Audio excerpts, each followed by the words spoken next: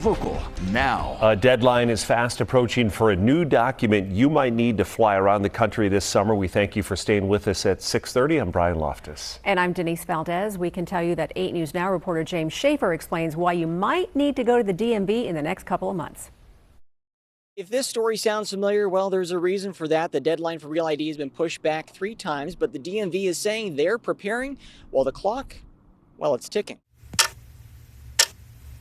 The countdown from the Department of Homeland Security is here to remind you the May 7th deadline for the Real ID, which you can get at the Nevada DMV. Now serving Alfonso. It's a one-time deal, so it's no stress. Haley Foster, Nevada DMV spokesperson, said as the date has approached, they have seen more activity. So we really encourage people, when you have a free day, free time, make that appointment, come in, because it is super easy to do, very convenient to have as well. But do you really need it? Well, you will if you're entering a secured federal building, going into a nuclear facility,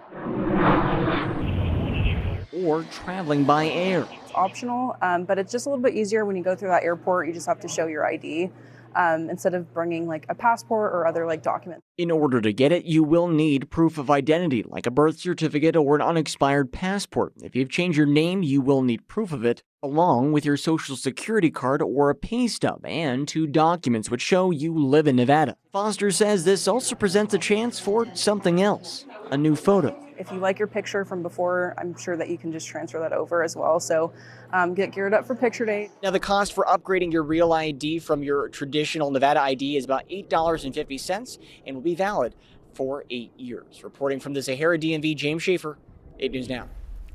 So although this May 7th deadline is still expected, we found the TSA is actually proposing an enforcement date in 2027. So you might have a little bit more time if you still can't find a day free.